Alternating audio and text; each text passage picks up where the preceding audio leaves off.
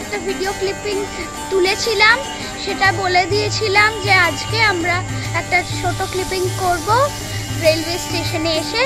So ফের at the railway station আমরা একটা গাছতলার নিচে বসে আছি। তা বেশ পরিষ্কার পরিচ্ছন্ন, বেশি নোংরা হয়নি। আর এখানে একদম ফাঁকা, আর অ্যানাউন্সমেন্ট হচ্ছে, এখানে অনেক কিছু হচ্ছে। আর তো আমাদের ট্রেন আসবে 10টার সময় আর ছাড়বে 10:30টায়।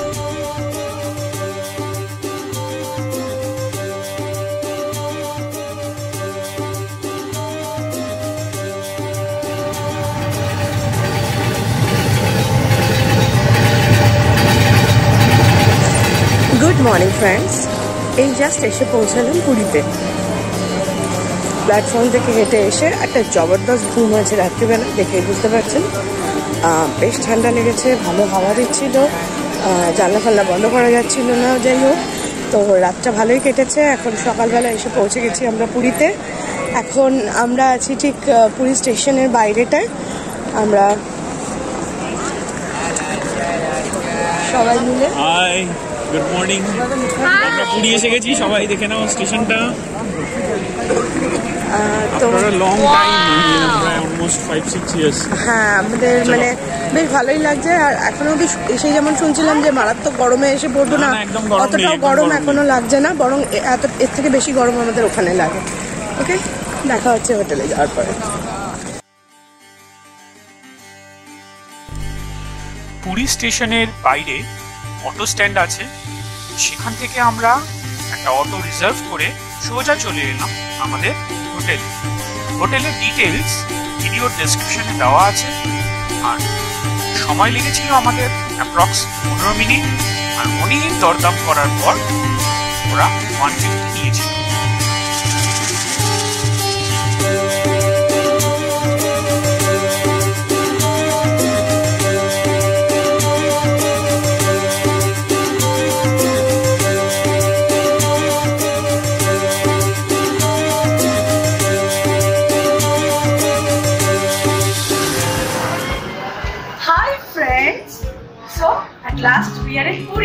আমরা কিন্তু এসে গেছি, আর আমরা এখন আমাদের হোটেলে চলেও এসেছি। এটা অ্যাকচুয়ালি হোটেল নয়, একটা হলিডে হোম।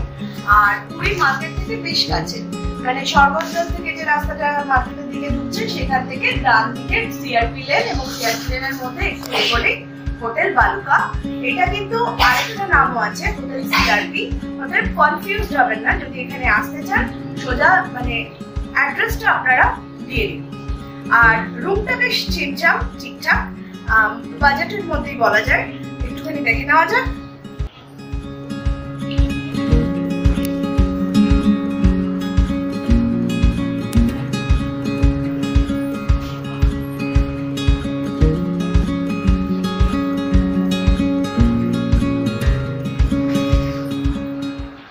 এই রুম, চাইলে আপনারা এখানে রান্নাও করতে পারেন, এখানে রান্নার ব্যবস্থা আছে। কিন্তু আমরা আপাতত আমাদের ট্রলিটা এখানে রেখেছি, মানে এটা। তো দুটো চেয়ার প্রোভাইড করেছে, একটা ড্রেসিং টেবিল আছে, একটা টি টেবিল আছে। এখানে আমাদের জিনিসপত্রগুলো আপাতত রাখা আছে, এখনো সবটা গুছিয়ে উঠতে পারিনি। তো কিছু জিনিসপত্র হ্যাং করার জন্য আছে। আমার ক্যামেরা এখানে ঝুলছে, দেখতে পাচ্ছেন। আমার টুপি, এই টুপিটা আমি শিমলিপাল ফরেস্ট থেকে কিনেছিলাম, যেটার ভিডিওস আমরা আগেই পোস্ট করেছি। শিমলিপাল ফরেস্টের ভিডিও, সেগুলো দেখতে পারবেন আমাদের চ্যানেলে। আর রুম ইজ কোয়াইট গুড। আর ভাড়াটা বলে দাও, কত করে ট্যারিফটা? আমরা অ্যাকচুয়ালি গত বছর রুমটা বুক করেছিলাম, তো সেই সময় এটা 1200 করে ছিল। এবার যেহেতু লকডাউন, গত বছর 2020 সেটা লকডাউন ইয়ার, এবং লকডাউনের জন্যই আমাদের আশাটা পোস্টপোন হয়েছিল। আমরা গত বছরের রেটটা পেয়েছিলাম, এই বছরেও আমরা সেই রেটটাই পেয়েছি, যেহেতু আমাদের লাস্ট ইয়ার থেকে বুক করা ছিল। তো এটা আমরা 1200 টাকা করে এই রুমটা পেয়েছি। এসি রুম 1200 টাকায় পুরীতে সর্বদ্বারের কাছে বলাই যায়। সিআরপি লেনটা মার্কেটের ভীষণ কাছে, সর্বদ্বার থেকে হয়তো মিনিট 5 মতো থাকে।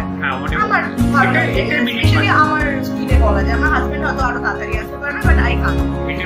আর সব থেকে বড় কথা হচ্ছে, আমরা যারা ঘুরতে ভালোবাসি, আমাদের যদি থাকার খরচা ধরে বছরে একবার গেলাম 5 স্টারে থাকলাম, বাট আমরা যেহেতু বছরে 12 বার বেরোই, প্রত্যেক মাসেই একবার করে কিন্তু হয়ে যায়।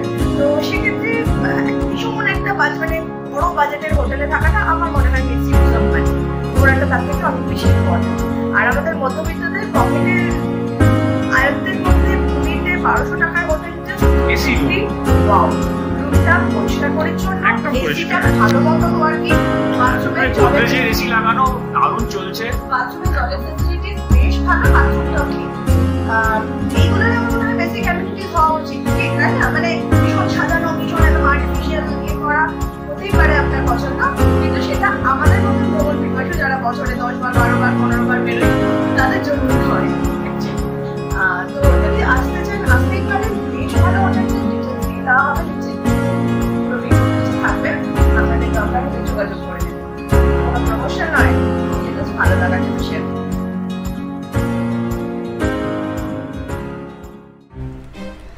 হোটেলে চেক ইন করে আমরা একটু ফ্রেশ হয়ে নিলাম, আর তারপর আমরা চলে এলাম মেরিন ড্রাইভ রোডে, মানে পুরীর সি বিচে।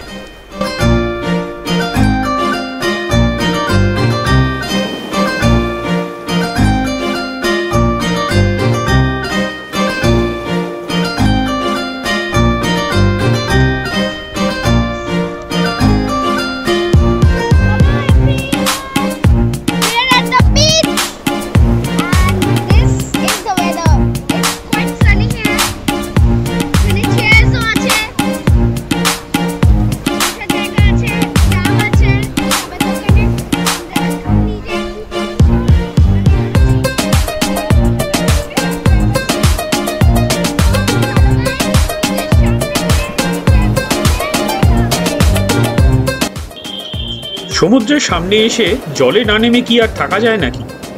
সমুদ্রের সামনে অনেকগুলো চায়ের দোকান রয়েছে, আর তার ঠিক সামনেই প্লাস্টিকের চেয়ার পাতা রয়েছে। 10 টাকা ভাড়ায় চেয়ার নিয়ে তাতে জিনিসপত্র রেখে নেমে পড়লাম সমুদ্রে। পুরীর সমুদ্রের ঢেউ কিন্তু দীঘার মতো অত শান্ত নয়, বেশ কাবু করে দিতে পারে কিন্তু।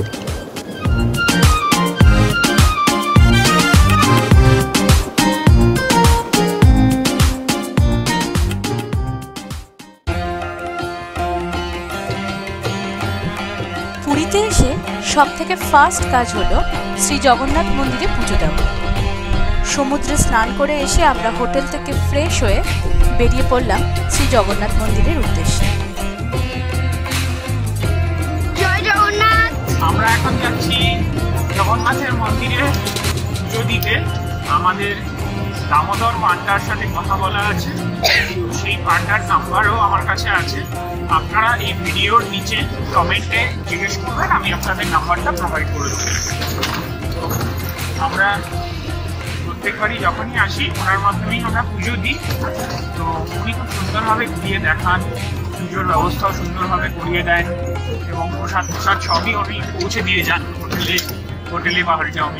তো সুবিধাটার জন্য ওনার সাথেই আমরা বারবার প্রত্যেকবারই ওনার সাথে যোগাযোগ করে আসি। তো আমরা যাচ্ছি এখন, আপনারা দেখতে থাকুন কীভাবে ঘুরছি আমরা জগন্নাথ মন্দির।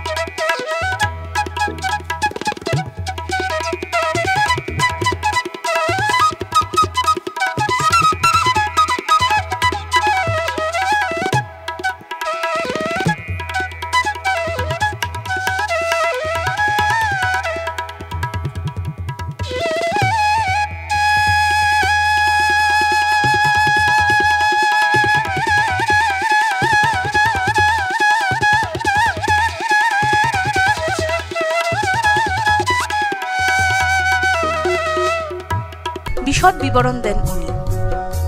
আমার মনে হয় এরকম পান্ডা পুরীর মন্দিরে খুব কমই আছেন, তাই পুরী এলে আমরা পুজো দেওয়ার ব্যাপারে ওনাকে ছাড়া আর কারো কথা ভাবতেই পারি না। আপনারা যদি ওনার সঙ্গে যোগাযোগ করতে চান তাহলে কমেন্ট বক্সে লিখুন। পুরীর শ্রী জগন্নাথ মন্দির নিয়ে বিশদভাবে আমরা অন্য একটি ভিডিওতে জানাবো। দেখে নেব লকডাউনের পরে পুরীর জগন্নাথ মন্দিরের ছবি। পুরীর মন্দিরে পুজো আজ সকালেই হয়েছে। আমরা আমাদের দামোদর পান্ডাকে অনুরোধ করাতে উনি বললেন ভোগ প্রসাদের ব্যবস্থা উনিই করে দেবেন।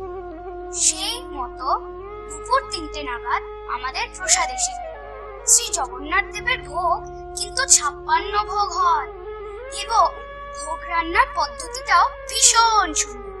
ওখানে পরপর হাঁড়ি বসানো থাকে এবং একই সঙ্গে সমস্ত রান্না হয়।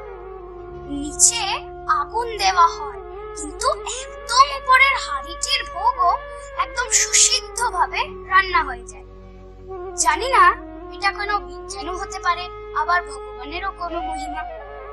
56 ভোগের মধ্যে যা যা পেলাম প্রসাদ হিসেবে অত্যন্ত সুস্বাদু এবং বোঝাও যায় না যে পরিমাণে কতটা থাকে। ছোট্ট ছোট্ট পোড়ামাটির হাঁড়ির পাত্রে ভোগ এসেছিল। ছিল 3 রকমের ভাত, ডাল 2 রকম, ছিল এক ধরনের সবজি যাতে ছিল নারকোল, উচ্ছে এবং ঘি। ফুলো ছাড়াও ছিল রসামৃত। এটা রাবড়ির মধ্যে ছোট রসগোল্লা আর ছিল মালপোয়া। আমরা প্রাণ ভরে আর পেট ভরে প্রসাদ গ্রহণ করলাম। উনি আমাদের কলা পাতাও দিয়ে গেছিলেন ভোগ খাওয়ার জন্য। খুব ভালো লাগছিল প্রসাদ।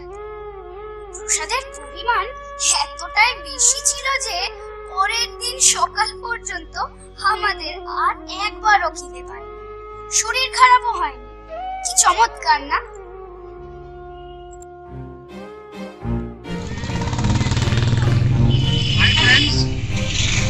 এখন আমরা একটা অটো বুক করেছি, করে আমরা এখন চন্দ্রভাগা এবং কোনার দিকে যাচ্ছি। হ্যালো, সকালবেলা পুজো টুজো দেওয়া হয়ে গেছে, অসাধারণ ভোগ খেলাম দুপুরবেলা। আর এখন বেরিয়ে পড়েছি কোনারক আর চন্দ্রভাগা বিচের উদ্দেশ্যে। মাঝে রামচন্দ্র মন্দির দেখবো। আর আমাদের ইচ্ছা এই বছর, মানে এইবার প্রথম দেখবো আর কি কোনারকের লাইট অ্যান্ড সাউন্ড। এর আগে অনেকবারই আমরা এসেছি, প্রতি বছরই আমরা লাইট অ্যান্ড সাউন্ডটা কোনোবারই আমরা কভার করে দিতে পারি না। তো এবার সেই উদ্দেশ্যেই আমরা দিনের বেলা দিকে রওনা দিয়েছি, যাতে আমরা লাইট অ্যান্ড সাউন্ড দেখে আরাম করে দিতে পারি। হ্যাঁ, আসলে মানে কোনার্কে বেসিক্যালি লোকজন যায় কিন্তু স্কাল্পচারটা দেখার জন্য দিনের বেলা, সেই জন্য বিকেলের শোটা সবার দেখা হয়ে ওঠে না।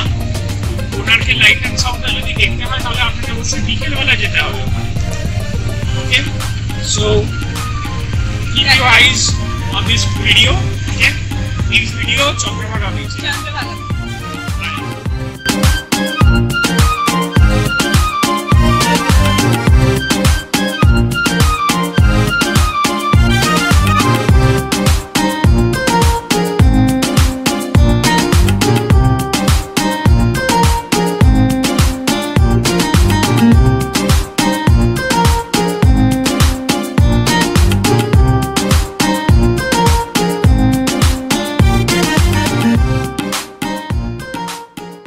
চন্দ্রভাগা বিচ যাওয়ার পথে আমরা আরো একটি মন্দির দর্শন করে নিলাম, মা রামচণ্ডীর মন্দির।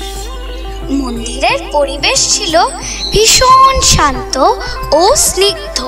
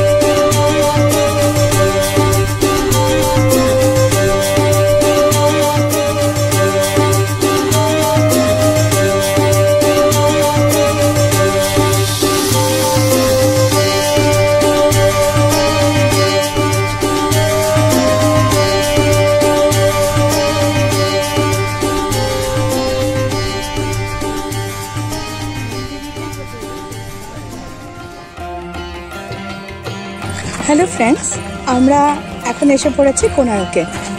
চন্দ্রভাগা বিচ আর মা চণ্ডীর মন্দির পেরিয়ে সোজা কোনারক। এখানে যে গভর্নমেন্টের একটা ড্রপ মানে কার পার্কিং জোন আছে, সেখানে 10 টাকা করে টিকিট নেয়। সেখানে আমাদের গাড়িটাকে রাখা হলো আর এখন আমরা এগিয়ে চলেছি মেন মন্দিরের দিকে। এটা মাথায় রাখবেন, যদি প্রাইভেট জায়গায় রাখেন তাহলে কিন্তু গাড়ির জন্য 30 টাকা নিয়ে নেবে। তো আসলে চেষ্টা করবেন গভর্নমেন্টের জায়গাতেই গাড়িটা রাখতে। কোনারক সান টেম্পলে ঢোকার আগে একটা মিউজিয়াম আছে, সেই মিউজিয়ামটা একবার একটু দেখে নেব, তারপরে সোজা লাইট অ্যান্ড সাউন্ডের জন্য ঢুকে পড়বো মেন মন্দিরে। সঙ্গে থাকুন, দেখা হচ্ছে।